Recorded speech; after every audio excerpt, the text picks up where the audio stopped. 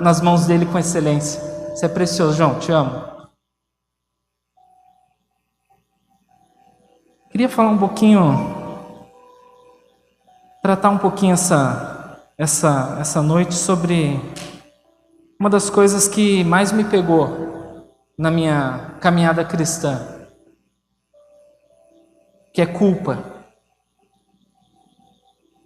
E assim, uma coisa que talvez me travou por um bom tempo na minha caminhada. Mas é interessante quando a gente começa a entender a palavra de Deus, ela começa a transformar as nossas vidas. E o que é culpa?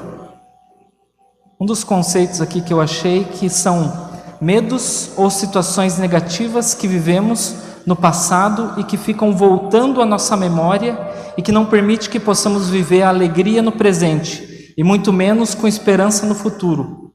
A culpa, o ressentimento, a amargura frequentemente ficam ligadas a situações que cometemos no passado. Então, muitas vezes a gente fica preso a essas situações e a gente não consegue avançar. É como se fosse uma âncora que foi lançada, não sei se todo mundo ontem acho que passou Titanic na TV e ali me deu um estalo assim, falei, puxa, ali o navio afundou, mas me veio a questão da âncora. É como se fosse uma âncora que fosse lançada e o navio ou o barco tivesse que andar. Talvez o tamanho ou a proporção do navio ele até consiga se locomover por um período ali. Mas vai ser mais difícil. Vai ser mais trabalhoso. Uma vez a gente andando, vindo de Curitiba, a gente parou para lanchar e tal. E eu entrei no carro e saí. E o carro começava amarrado, e o carro não ia. Falei, poxa, o que está acontecendo? Olhava no painel e nada. Falei, mas que coisa que... Aí desci do carro, parei o carro, desci do carro, voltei. A hora que eu voltei, eu peguei no freio de mão e... Ué, o freio de mão está puxado? Acho que eu andei uns 30 quilômetros com o freio de mão puxado e não tinha percebido. O carro amarrado e não ia, e eu tinha que fazer uma viagem, temos uma caminhada na nossa vida e às vezes a gente está com o freio de mão puxado. E às vezes são sentimentos que a gente não consegue avançar. Sentimentos que nos prendem como uma âncora, que quando encontra um lugar de sustento ali, ela enrosca e ela trava e não deixa avançar. Ela serve como para realmente parar uma embarcação. O freio de mão para trazer um breque ali no automóvel. E muitas vezes a gente é contaminado por essas coisas na nossa vida. E vai nos afundando. Quem já usou aquela expressão, e se eu tivesse feito isso? E se eu fizesse dessa forma? E se?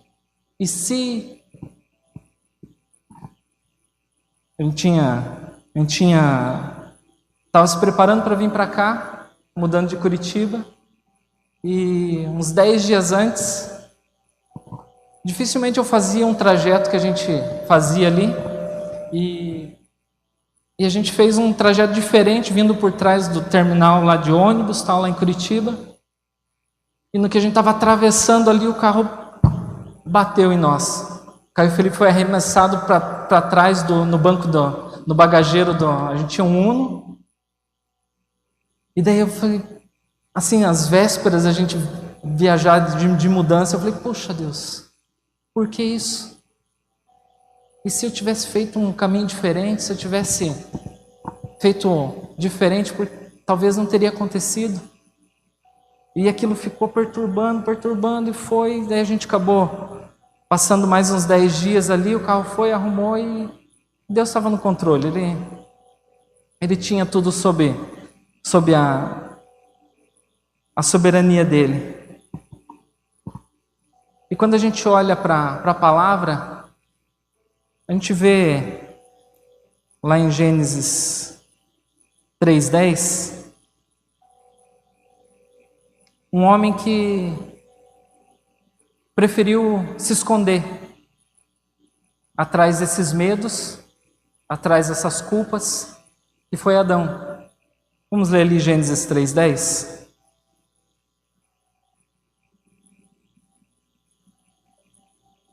Ele respondeu, aqui Adão: ouvi a tua voz no jardim, e porque estava nu, tive medo e me escondi. Essa é uma das posturas que a gente, quando está envolto nesse sentimento de culpa e de medo, a gente faz. Primeiro, o medo de, puxa, alguém vai descobrir o que eu fiz. E isso começa a nos perseguir, esse sentimento. Depois, em seguida, se descobrirem, vão me rejeitar. E além disso, o medo de que, além de me rejeitarem, talvez possam até me punir. E a gente começa a sofrer e criar novelas na nossa mente, que a gente começa a ficar preso nessas situações. Quem já não, quando criança, não quebrou alguma coisa em casa e ficou com aquele medo, puxa, quando meu pai e minha mãe chegar, e se eles descobrirem, e você tenta arrumar e tenta tirar, colocar alguma outra coisa no lugar, ou se quebra uma lâmpada, tenta trocar a lâmpada. Eu quebrava muita lâmpada com bola. E sempre dava aquele jeitinho, aquela tentativa de esconder, mas dificilmente a gente consegue esconder, porque, que nem eu falo, os pais, eles sabem quando os filhos estão escondendo alguma coisa. Eles têm essa percepção, puxa, não está normal. Alguma coisa está acontecendo. Ele não age assim. Só que lá em casa, quando a gente estava errado, a cinta pegava. Meus pais eram bem rígidos assim nesse ponto. Mas foi benção. E em Cristo Jesus, a gente tem uma boa nova. Que o nosso Pai, Ele não quer que você viva com esse sentimento. Que viva com essa culpa, com esse sentimento, puxa, eu preciso me libertar disso. Eu preciso avançar. Às vezes antigamente a gente tinha essa percepção assim, puxa, eu não vou tomar ceia porque eu estou no erro. Não, a ceia, a mesa é para todos. Tenha a liberdade de chegar à mesa para ter comunhão com o Pai. Então não sinta essa culpa, não carregue mais essa culpa. Salmos 32, 1 e 2, um salmo de ontem, não sei quantos leram, estão acompanhando a nossa caminhada nos salmos. A gente chegou hoje no 33, mas o de ontem falou uma coisa bem específica, que fala: bem-aventurado aquele cuja a iniquidade é perdoada, cujo pecado é coberto, e bem-aventurado o homem a quem o Senhor não atribui iniquidade e em cujo espírito não há dolo. Salmos, Antigo Testamento. E na quinta-feira a gente aprendeu uma coisinha interessante com o pastor Maurício, de a gente passar a palavra pela cruz. E o que acontece quando eu passo essa palavra pela cruz? A gente vê que quem foi o bem-aventurado que levou a nossa iniquidade na cruz? Jesus. Então, bem-aventurado aquele cuja iniquidade é perdoado e o pecado é coberto pelo sangue de Jesus. Quando eu passo e eu olho, puxa, é só em Jesus. É só Jesus que pode fazer isso. É só nele que eu encontro o perdão. A gente não precisa mais ser regido por essa culpa. Mas às vezes parece que, puxa, é algo que eu não consigo me libertar. É algo que vem corroendo, que vem destruindo por dentro. Às vezes a gente mantém aquele sorriso. Não, tá tudo bem. A gente brincava num outro grupo familiar que a gente tinha. A gente perguntava, não, como é que foi a semana? Como é que tá as coisas? Não, tá tudo bem, tá tudo bem.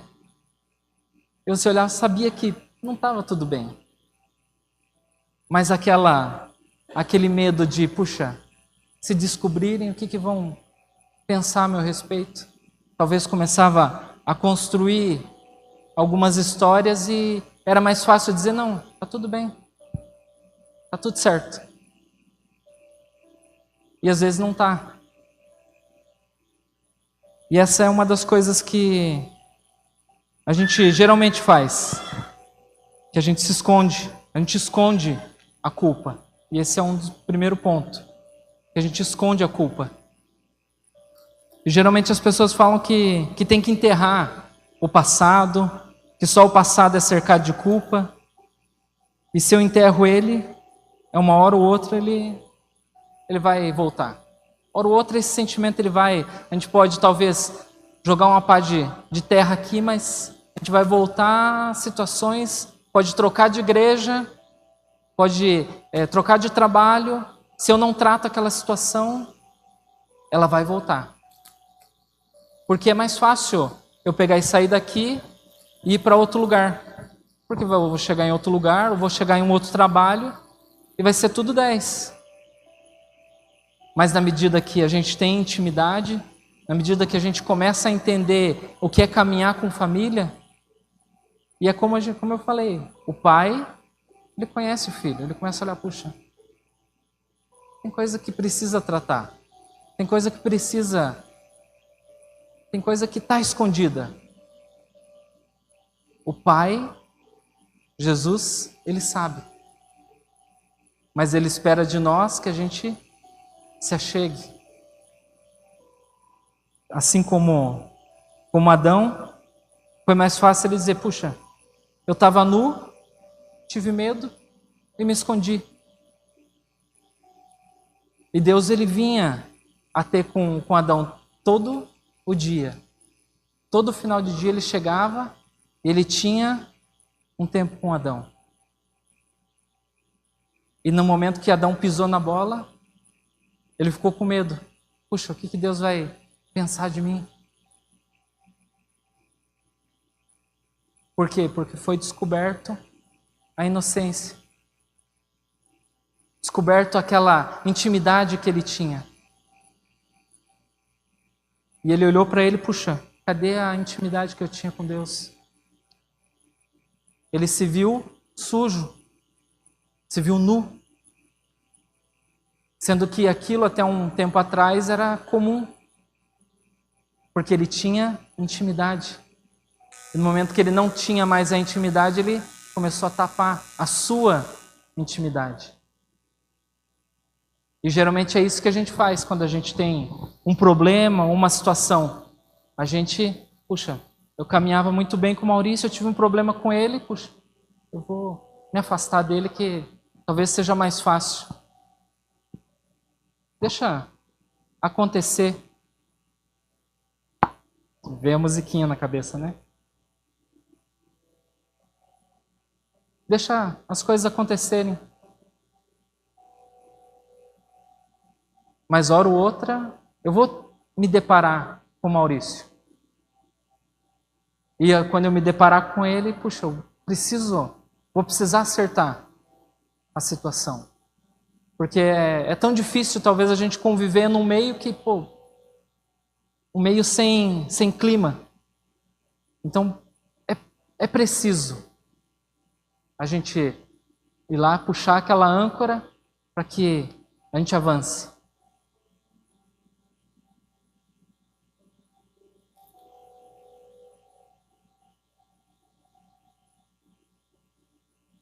Uma outra coisa que a gente faz quando tenta esconder,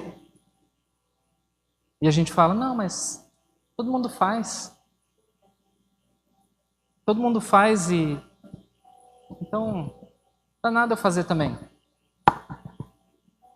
Ou porque eu fiz e daí eu coloco a culpa no outro também. Não, eu fiz, mas o Maurício também faz. O Maurício hoje eu caí, eu tropecei ali, mas, poxa, o Maurício também faz. O Maurício também tropeça. E se é tão mais fácil eu reconhecer, porque esse não é o padrão correto de escolha. Será que as ações dos outros, elas justificam aquilo que eu faço? E a gente tenta se convencer de que não é tão errado assim. Apenas para acalmar a nossa consciência. Quem já ficou mal assim por uma situação? Semana passada eu estava aqui colocando os parafusos aqui, daí o Danilo colocou a mão ali para me ajudar a segurar, e eu estava com a parafusadeira parafusando e deu aquela escapada e pegou bem no dedo dele, assim, falei, poxa, Danilo. E ele começou a mexer assim, começou a escorrer sangue, eu falei, Deus, por que eu fui errar ali em cima do dedo dele?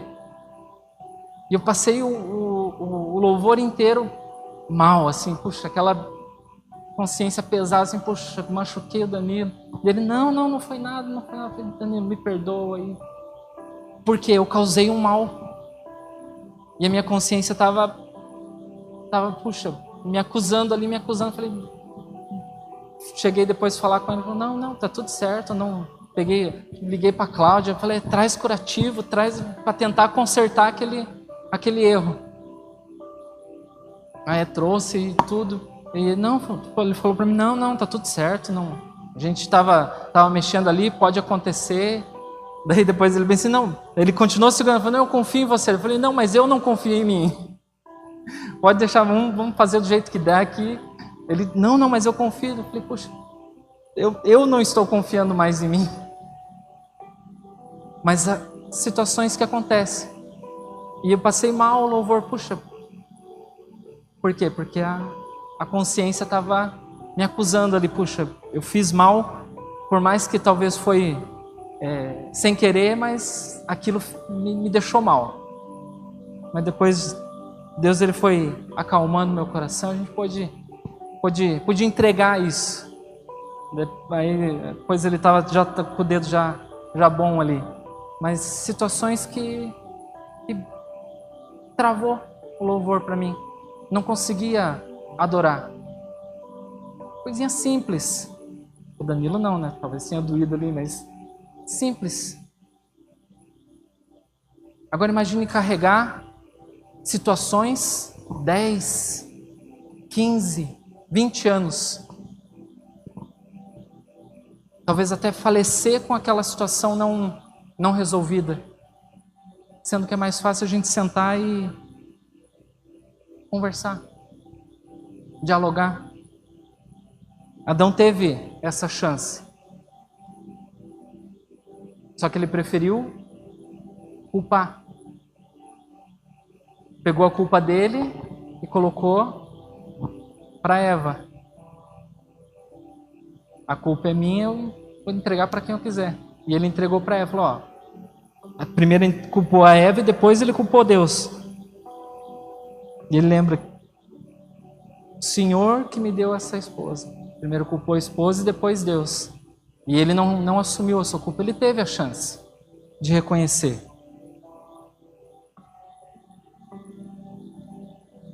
Quem você está culpando?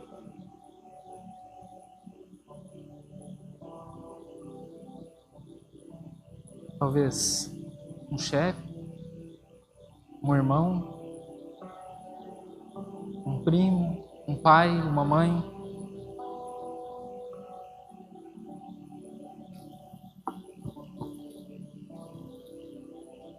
Quando Cristo ressuscitou, nós ressuscitamos com Ele.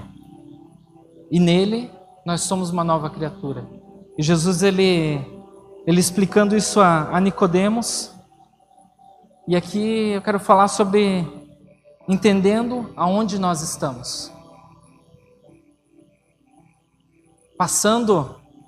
Jesus ele passou tudo isso pela cruz,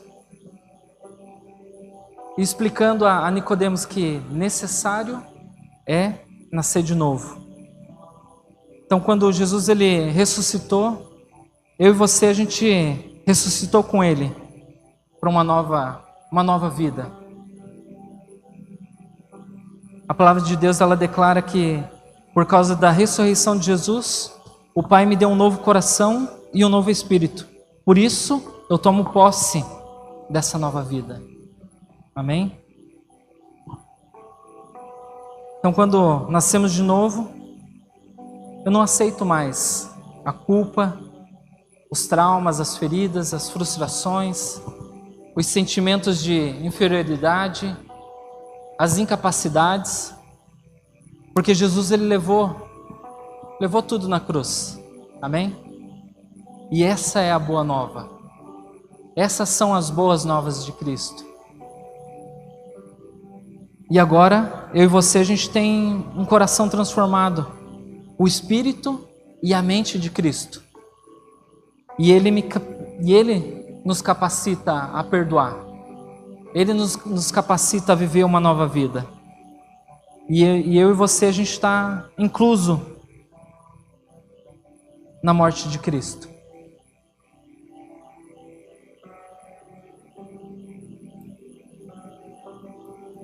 Isaías 53, 5 e 6 fala: Mas ele foi transpassado pelas nossas transgressões e moído pelas nossas iniquidades, e o castigo que nos traz paz estava sobre ele, e pelas suas pisaduras fomos sarados. E todos nós andávamos desgarrados como ovelhas, e cada um se desviava pelo caminho, mas o Senhor fez cair sobre ele a iniquidade de todos nós. Então ele morreu. Meu papel voa. Ele morreu pelos nossos pecados.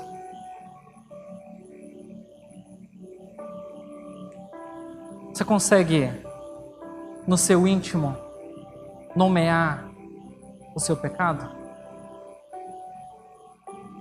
Não precisa falar. Só pensa. Jesus morreu por esse pecado. Por quais pecados ele morreu?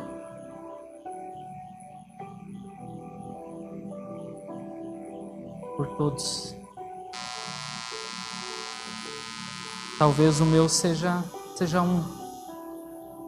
Você consegue entender a beleza de Cristo? Porque eu encontro nele uma área de segurança. Eu encontro nele uma área de abrigo, de refúgio, e que é diferente de cada um. E essa é a multiforme sabedoria de Deus, de que a gente pode chegar como a gente está. O véu, ele foi rasgado. Não há nada mais que nos impeça de chegar diante dele. 1 João 1,9 fala: se confessamos os nossos pecados, ele é fiel e justo para nos perdoar e nos purificar de toda a injustiça. De toda a injustiça. De toda a injustiça. De todos os pecados. Amém? Então, quando eu confesso, ele é fiel e justo. Lembra do filho pródigo? Ele estava em determinado momento, situação lá, comendo lavagem, e ele olha para si e fala: puxa, até os empregados do meu pai têm uma vida melhor que essa. E ele pensa consigo e vai: puxa, eu vou lá para o meu pai e vou pedir para que ele me contrate, assim, contando a história a grosso modo. Vou pedir para que ele me contrate para que eu seja um empregado, porque pelo menos eu vou comer melhor. Agora você imagina Ele vai lá, passa pelo RH, veste um uniforme e chega diante do pai dele. E fala: pai, pequei contra ti, me perdoa, mas deixa eu, pelo menos eu viver ali como um empregado. E o pai dele, que olhos que o pai dele olha para ele? Ele não olha para um uniforme. Ele não olha para uma situação. Ali ele vê o filho. Ele vê o coração do filho. E assim é com o nosso pai. Ele não trata você pelo teu pecado. Ele trata cada um de nós como filho. Amém? E Ele nos restabelece essa posição de filho. Quando eu me olho, eu não me vejo mais como um pecador. Quando eu passo pelo novo nascimento, eu não me olho mais, não me vejo mais assim. A gente está numa constante luta. Porque uma das coisas que a gente aprendeu por muito tempo, que a gente está lutando pela nossa salvação. A salvação ela já é. O que a gente luta é contra os ataques do inimigo, contra essas situações que vão nos fazer, que vão nos atrapalhar na nossa caminhada. A gente vai chegar. E eu quero chegar da melhor forma possível. Amém? Por esse motivo que o inimigo das nossas almas, ele não quer que você entenda essa verdade. Ele de toda forma, essa é a obra dele. Ele vai tentar de todas as formas nos tirar desse caminho.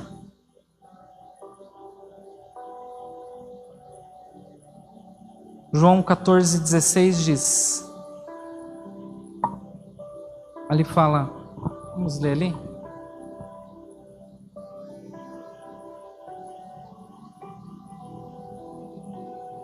Eu rogarei ao Pai, e Ele vos dará um outro Consolador, a fim de que esteja para sempre conosco. Às vezes você olha, puxa, mas eu não vou conseguir sozinho.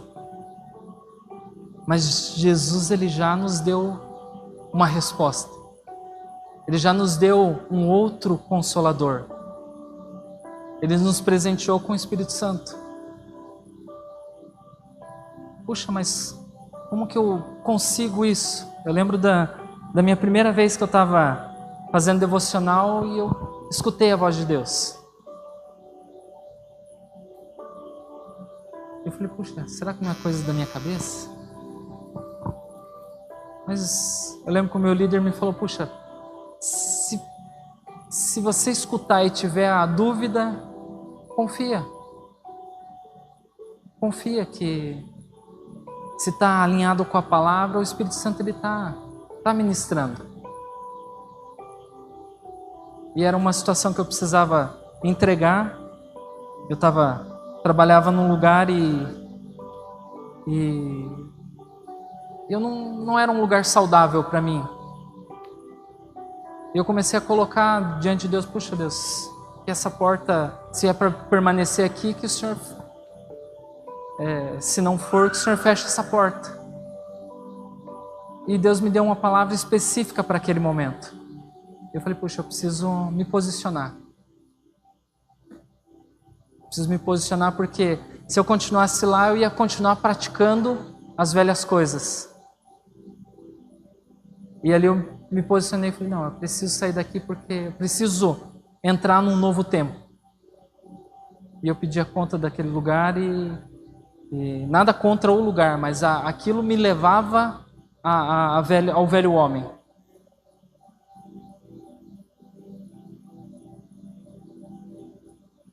Precisei me afastar de algumas amizades na época, para que Deus pudesse me tratar. para que a gente pudesse colocar, e assim é com as nossas vidas. A gente às vezes precisa se retirar. Jesus, ele em determinado momento, ele pega um barco, ele se retira, vai para um outro lugar e ali ele tem um tempo de intimidade com Deus. E às vezes a gente precisa também ter esse tempo, essa saída, esse tempo de intimidade, esse tempo de tete a tete com Deus. Tete a tete é antigo, né? Mas esse tempo de solitude com Deus. Não é solidão, é de solitude. O pastor Maurício já explicou isso também numa mensagem. A gente ter esse tempo de estar desfrutando da presença.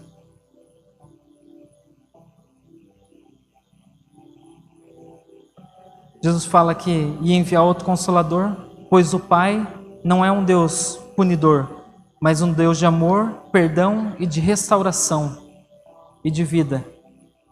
Colossenses 3,3 diz: vós morrestes e a nossa vida está oculta juntamente com Cristo em Deus.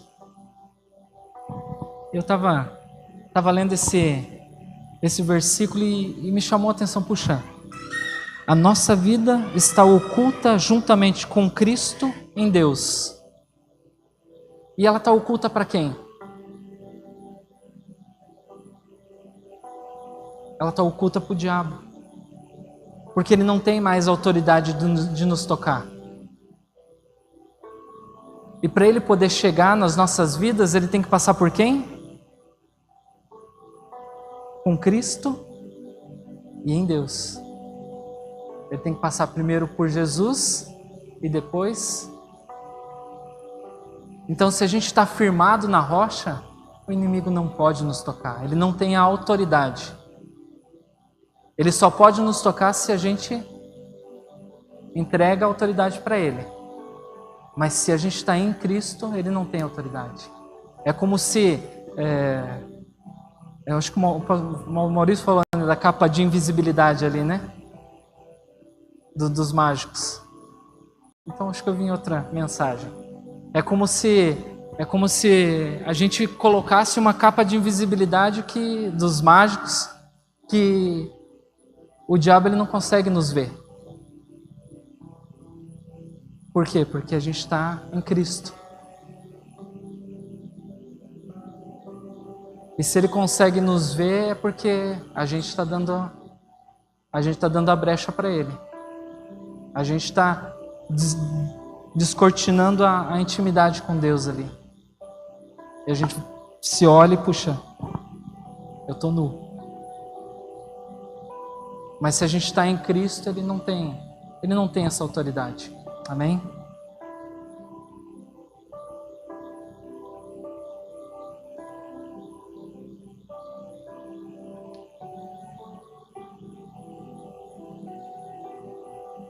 É como se ele fosse, eu coloquei aqui um exemplo, é como se ele fosse procurar a sua ficha para te acusar e não há mais antecedentes. Puxa, o Vinícius fazia isso, espera aí, vou procurar aquele. Não, mas a ficha dele está em branco. Não há mais acusação. Não há mais acusação. Amém? E eu queria fazer algo diferente nessa noite. Eu queria que o pessoal do louvor ele subisse de novo.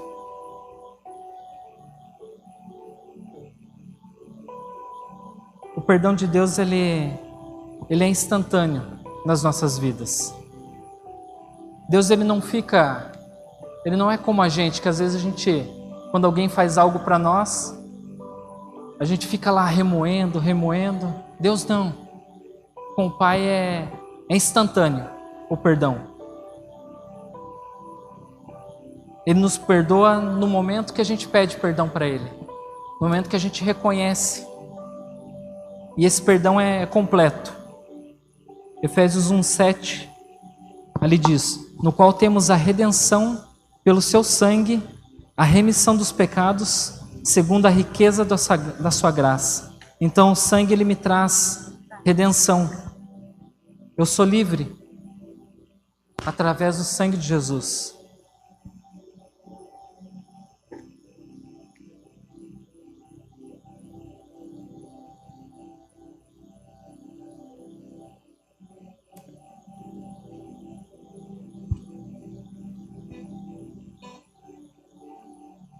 Eu queria chamar você a ficar de pé.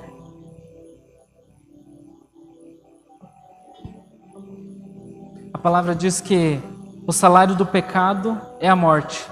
Portanto, quem peca merece morrer. Mas quem não peca? É o contrário. Se a gente não peca, a gente merece viver. E a gente pode viver uma vida liberta da culpa, do medo. A palavra de Deus diz lá em Lucas 1, 74, 75. Eu queria ler com vocês. De conceder-nos que, livres das mãos do inimigo, o adorássemos sem temor, em santidade e justiça perante Ele, todos os dias. Eu queria te chamar aqui à frente.